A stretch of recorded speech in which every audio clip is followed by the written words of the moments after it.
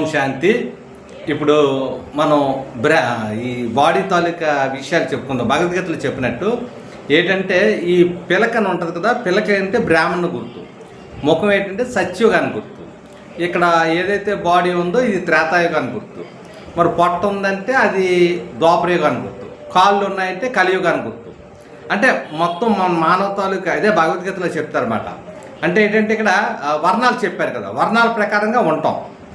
అయితే ఇక్కడ 4 వర్ణాలు ఇంపార్టెంట్ ఏంటంటే మొదటి బ్రాహ్మణ అన్నమాట, ఉన్నతమైన వాడు స్థితిని చూపిస్తారు.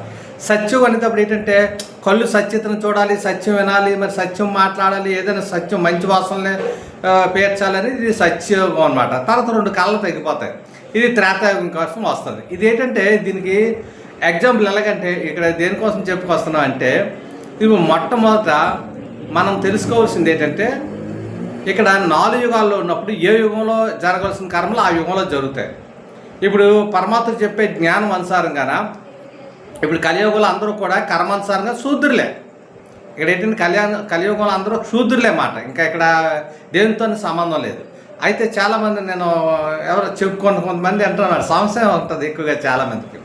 అంటే మాంసం తినొచ్చా తినకూడదని. తినొచ్చు, మాంసం తిన్నంత మాత్రం ఏమైపోదు. ఎందుకంటే మనం ఏ యుగంలో ఉన్నాం? కలియుగంలో ఉన్నాం. కలియుగంలో ఉన్న మాంసం తినడం తప్పు అని కాదు. ఇక్కడ ఏంటంటే మనం 4 యుగాలప్పుడు మాంసం తినదనేది శూద్రత్వంకు వర్తిస్తుంది. అంటే శూద్రులకి చూపిస్తారు అన్నమాట.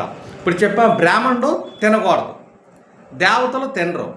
అలాగేంటంటే ఈ ఎవరైతే క్షత్రియ వైశ్య ఉన్నది కదా, ఇది అందరికీ ఎగ్జాంపుల్ ఉదాహరణ చూడండి. ఇప్పుడు వినాయక చవితి మనం చేస్తాం అనుకోండి.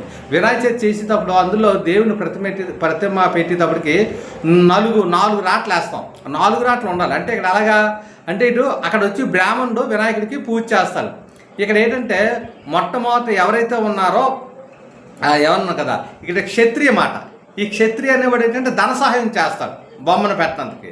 నెక్స్ట్ ఏంటంటే ఈ బొజ్జని దొంత వైశ్యుల మాట.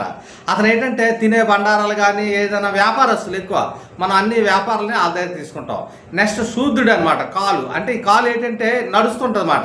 ఎక్కడికి వెళ్ళి నడుచుకొచ్చినా కాళ్ళు కడుక్కుంటాడు అనమాట. అంటే ఈ 4 ఉండాలి. అంటే ఎక్కువగా కష్టపడేవాడు ఎవరో శూద్రుడే.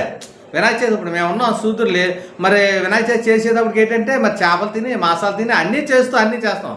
కష్టపడేది మేము నిలబడితేనే కదా అక్కడ పందిరులు అయ్యి అన్నీ చేసేది అంతా శూద్రులు లేక. అందుకు 4 ఉండేటప్పుడు 4 ఉండాలి. ఇక్కడ సత్య త్రేత ద్వాపర కలియుగాలు చెప్తాం.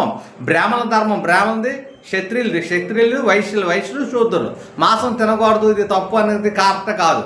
ఎందుకంటే భగవంతుడు అందరి వాడు కనుక అది ముందు మనం తెలుసుకోవాలి.